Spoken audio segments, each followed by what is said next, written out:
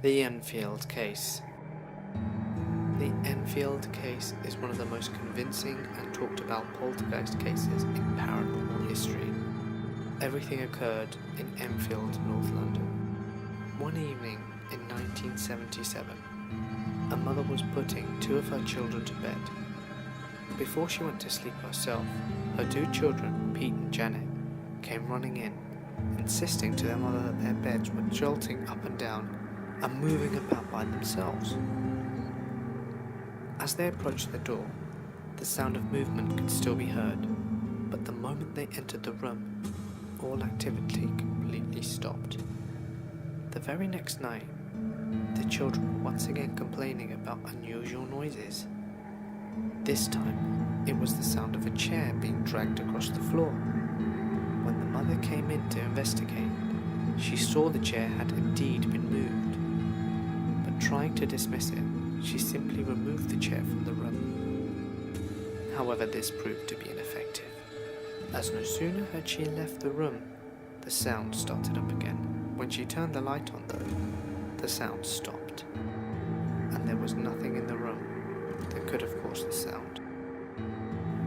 After a few days of similar activity happening, they started to hear loud bangs all across the house, accompanied by a chest of drawers dragging itself across the floor. The mother frantically tried to push it back into place, but whatever unseen force was pushing proved to be too strong, and she fled the house with her children and went to her neighbour. They then searched the house for anything unusual, but found nothing. When the loud bangs returned, Mrs. Harper had had enough and called the police and asked them to investigate where the bangs were coming from. When the police arrived, the officers witnessed the bangs and could not find anything responsible. As they were leaving, they saw in plain sight a kitchen chair move on its own across the floor. A priest and a medium were then called, and for 3 days they tried to find out the reason it was haunting the house and what it wanted, but nothing proved successful. And it wasn't before long that a newspaper, the Daily Mirror, got involved and managed to take a few pictures of one of the children floating in midair while sleeping. This picture was then published, and the Harper family became media celebrities. But despite this, the activity continued. Many people came to try and capture the poltergeist on camera, or to sense its movements. But as expected, the equipment they were using suffered regular electrical faults and mechanical equipment failure.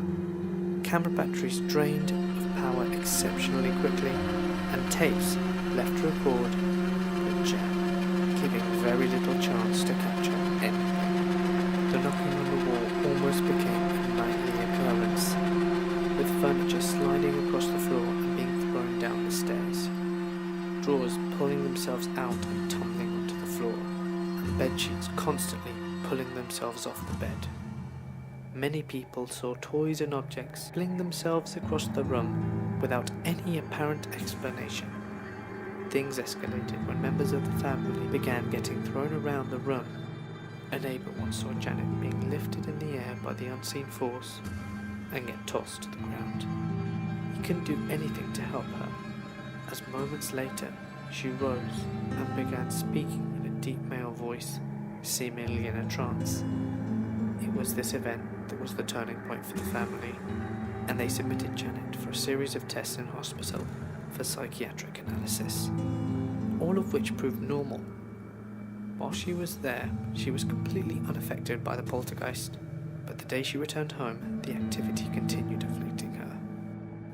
It lasted around 2 years, and without any warning, just became another memory for the Harper family, as it abruptly came to an end. Although there was a lot of well-documented evidence and many eyewitness accounts, nothing was ever attributed to the cause, and no explanations were ever reached. Esther Cox. On September 4, 1878, Esther Cox was considered an ordinary 18-year-old from Nova Scotia, Canada. This, however, would be changed forever when one night she woke up screaming, claiming there to be a mouse under her bed. Upon inspection from the room, There were no signs of a mouse, so the girls went back to bed. The next night the same thing happened, and again the girls found no mouse. After this seemingly insignificant event, the activity stopped from being so benign. A few nights later, she awoke in terror, claiming to her sister that she was dying. Her body at this time was swelling to twice its normal size, and loud bangs could be heard all through the house. The same thing happened again a few days later, but this time the other family members heard the commotion and rushed into the room. Esther's bedding had been pulled from the bed and thrown around the room by an unseen force. A male member of the family tried to help her put her bedding back on, but ended up in a battle of wills with whatever invisible force wanted to keep the beds unmade. The poltergeist attacked him with a pillow, and after everyone heard a few more sudden loud bangs, everything went back to normal. So the family called their physician, Dr. Cartwright. The doctor stayed in the room whilst Esther went to bed. Then the young woman's pillow began sliding around from under her head. The doctor tried to hold on to it, but his invisible opponent was stronger. And during this pillow-tugging contest, the doctor heard scratching and saw a message slowly carve itself into the wall. It read, "Esther Cox, you are mine to kill." In the following weeks, the poltergeist began setting small fires. He threatened to burn the house down unless Esther left, so she went to stay at a local inn with a friend of the family. However, the poltergeist followed, and Esther was seriously injured when a pocket knife flew from the hand of the innkeeper's son straight into her back. When the boy tried to pull it out apologetically, it was again yanked from his hand and plunged into the same opening by an uncontrollable force. The wound inadvertently became infected, and Esther barely survived the following weeks.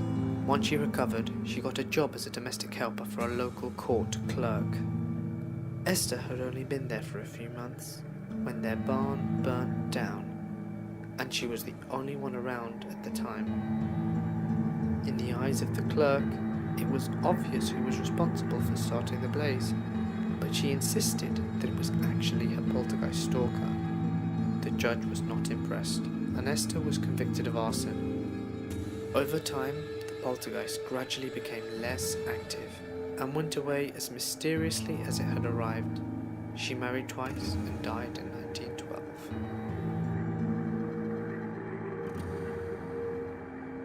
Eleanor Zugan. Born in May 1913, Eleanor Zugan was a Romanian girl who lived in the village of Talpa, in the north of the country. When she was 11 years old, she went to visit her grandmother who lived a few miles away. On her way there, she found some money by the side of the road, so she stopped over a nearby village to buy some candy and ate it on her way. When she arrived at her grandmother's house, she began arguing about the sweets with her cousin. Her grandmother came out and warned her that the devil, or Dracu in Romanian, had left the money to tempt her, and because she took it, she would never be free of him. It was apparently on this day that the events began. Not long before she left, there was a large crash against the house, and a window was smashed. Her superstitious grandmother was convinced that the girl was possessed by the devil, and Eleanor was quickly sent home. A few days after the incident, the family witnessed a full jug of water slowly rise into the air and float several feet without spilling a drop. Then an old wooden box in the same room began to shake violently and uncontrollably. And finally, a bowl of porridge threw itself at the back of her visitor's head, causing a severe injury. This, sadly, was not an isolated accident. The girl would regularly get bitten and scratched by an unseen force and experience strange swellings on her face and nose. As time went by, the activity continued without fail, and members of the town grew weary and began avoiding her in public. villagers grew so afraid that she might inflict something similar to them that for their own safety they locked her away in an asylum for fear of possession from the devil. Fortunately, the news of her entrapment got media attention, and Countess Wasilko Serecki came to investigate. She took her out of the asylum and brought her to London, where she was put to the test to see if she was really being stalked by a poltergeist. After many tests, the conclusions were reached by the investigators that she was not consciously responsible for the production of the marks that appeared on her body, and that according to the report, under scientific test conditions, movements of small objects were recorded without any physical contact within the girl's presence, and that the coins which moved were never due to the force of magnetism. The countess who had rescued her had managed to record, along with the scientists, over 1,070 manifestations of poltergeist activity. On one occasion, whilst playing with the toy in the presence of the countess and a secretary of the laboratory, she suddenly got into a strange trance and began writing frantically in Romanian. The countess read it and asked the secretary if she had lost any keys. On receiving an affirmative reply, the countess said, "Then you will find them in the pocket of a coat in the cloakroom," which she did. After months in London, she went back to her town, with her poltergeist not subsiding in its activity. It is unknown if she was ever rid of her demons. The Carol Compton case. The case of Carol Compton is a curious one, as she would always bring fire and ill omen wherever she went. In the early 1980s, Compton worked as a nanny in Italy. On her first day on the job, a family painting fell from the wall when she walked by.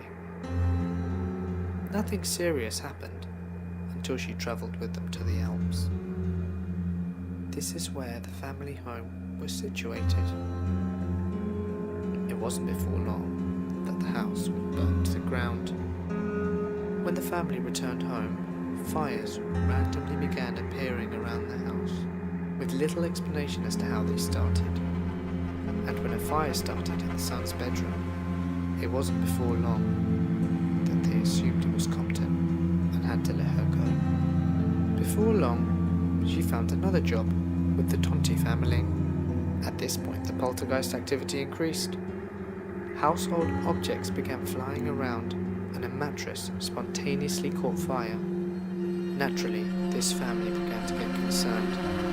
However, again, it wasn't until a new fire engulfed the room of their 3-year-old daughter that they had Compton arrested. She was charged with arson and attempted murder. It was extremely lucky that no one was hurt during any of these fires. The trial became a media frenzy, and the public perception was that she was a sorceress. Religious fanatics gathered outside the court, chanting prayers and holding up religious symbols. International press coverage called the event a witch trial, and it took 16 months, during which time Compton was kept in prison to reach a verdict. As no one had actually witnessed her starting a fire, it made the prosecution's job very difficult, as it would appear that the fire and falling objects seemed to follow her wherever she went. Eventually, she was convicted of arson, but the attempted murder charges were jettisoned. The judge decided that the 16 months she'd already spent inside were long enough, and she was released. Sandringham. The royal house in Norfolk, England, is apparently haunted by a collection of spirits, mostly harmless and which bear no ill will. These spirits will often knock over Christmas cards or birthday cards and purposefully toss them on the ground. They've also been known to cause trouble with the maids, as when guests come to stay at the estate and they're shown to their rooms, they will often find that the blankets and bed sheets will have been pulled from the bed upon their arrival, resting in a heap on the floor. A lot of the staff claim to believe in some supernatural entity also taking residence, and they say it's not uncommon for them to feel something breathing down their neck when in certain parts of the house. One of the scarier experiences happened to a footman who refused to sleep in the estate because of what he saw. One night, when he was just preparing to enter the house, he heard something breathe behind him in the dark. As he turned to face whatever or whoever was breathing, he was shocked to see something standing there that looked like a paper sack, breathing in and out, glaring at him menacingly. This understandably creeped the footman considerably, and he refused to sleep there that night, and in fear went to a local hotel instead. This is not an isolated incident, and throughout history, many people who have visited this historic castle also witness disturbing and inexplicable events. Got something you want to share? Be sure to leave it in the comments or send us an email. Remember to like and subscribe for future videos. Thanks for watching.